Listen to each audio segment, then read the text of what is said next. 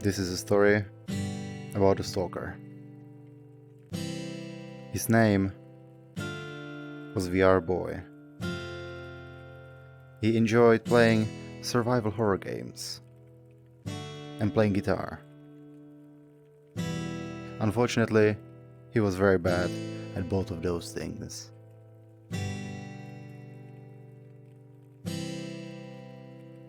Story of my life.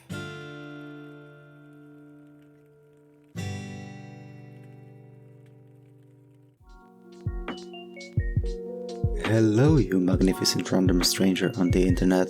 Yes, you. Hope you're having a wonderful day so far. First of all, thank you for clicking on my video. Hopefully, you will enjoy it, and with a little bit of luck, you will find at least some parts of it funny or interesting, or maybe you won't, which is absolutely fine. Either way, I would really appreciate if you could leave a comment with what you think. So, I noticed that lately on YouTube there's quite a few videos about Into the Radius, where all the other YouTubers say that nobody is talking about this game. Well, let me say this. It seems like almost everyone already made a video about this game, at least one. And it's not a bad thing, because this game definitely needs all the exposure it can get, it's just that good. The only thing I didn't hear anyone mention is that it's a stalker in VR. Why is no one mentioning it? The story takes place in alternate reality in the Russian mining city called Pechorsk. In the year 1987, everything changed for that city when Pechorsk's event took place. The locals described the event as a very short earthquake which caused clouds of dust to rise up, covering the whole sky and reducing visibility basically to zero.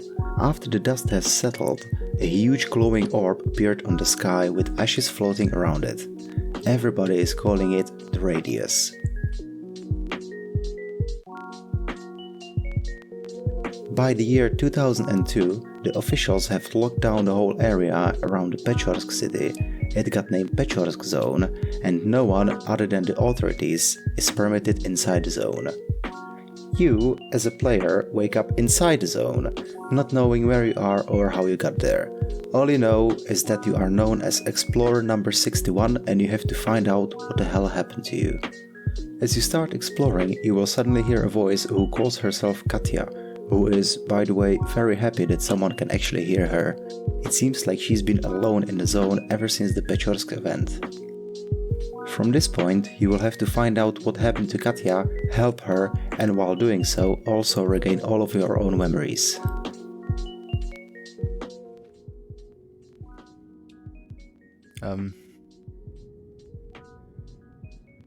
She asked me to touch her.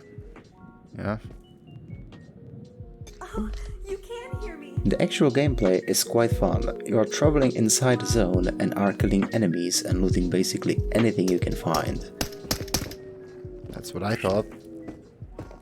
Oh no! My magazine is straight into the puddle. Oh no! Oh.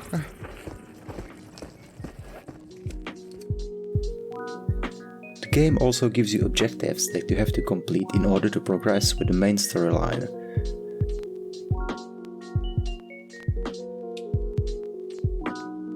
Apparently there is an option where you can play stealthy, but in my experience the enemies you might actually want to avoid see you much earlier than you can see them, or are just too close to objectives so you just don't have another option than killing them. Come on. Oh, oh, oh, oh, oh, oh, there's another one coming. If you wander around the zone for too long, you might experience something called the Tide, which happens roughly every 2 in-game days.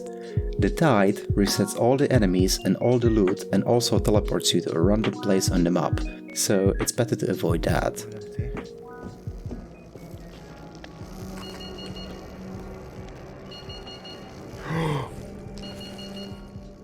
No.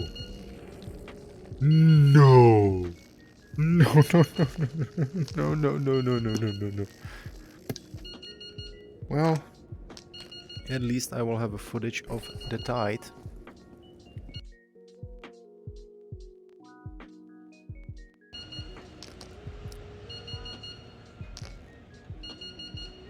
You know what? This actually fucking sucks because he's gonna reset all the enemies I've killed.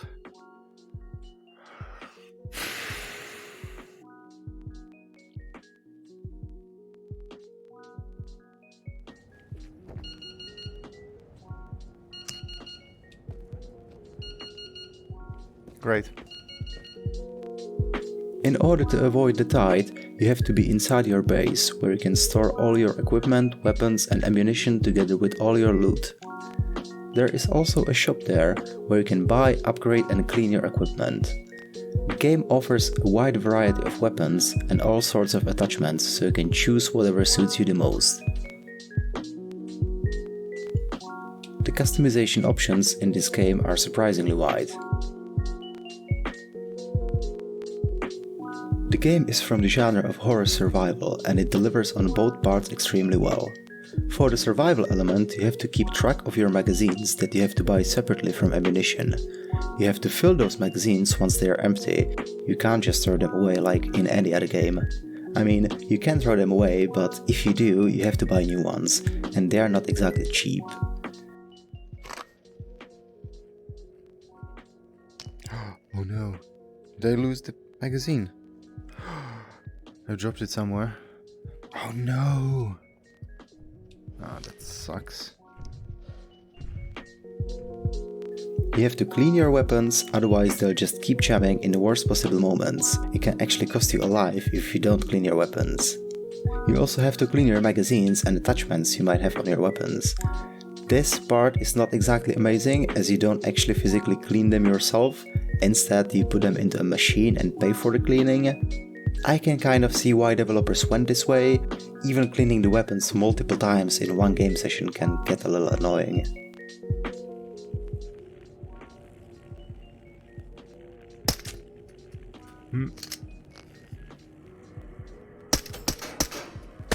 Yep. You also have to keep eating, otherwise you won't regain as much stamina as you would with full belly, which is quite important while running away from enemies.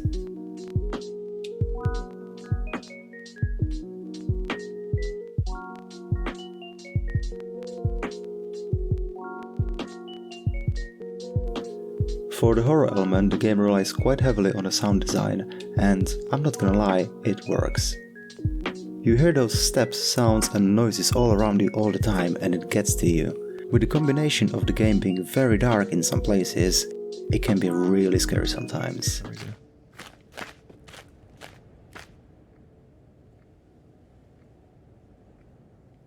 Could you not? Oh my god. The enemies you encounter are not as scary as they could be, but it is definitely enough to give you a little fright, and that's enough for me. Whoa, whoa, whoa. No, no, no, no, no, no, no. Also, the fact that there is no one else around is a little unsettling on its own. While talking about being alone in this game, the graphic side of the game is not exactly game-changing, if you know what I mean, and in my honest opinion it feels quite empty and dead, which is obviously the point of the game, but I think it could feel a little less bland, if that's the right word. Apparently you can finish the main story in around 10 to 15 hours depending on your playstyle, but if you're like me, just wandering around and exploring and farming some loot, you can easily spend 30 hours and more in this game. I currently have 29 hours and I still didn't finish the main story. Overall, this game is absolutely amazing, and if you like survival horror games, this is the right thing for you. You might want to wait for a little bit of a discount, but even if you don't, it's definitely worth it. Anyway, I think this is all I have for today, so if you got all the way through the video, a huge thank you. I reconsidered the whole subliminal subscriber message and I think I'll just stick with the classic. So if you actually enjoyed at least some parts of the video, leaving a like and clicking that subscribe button would actually help a lot. With that said, I hope you will achieve all the best things in your life and I'll see you later. Bye!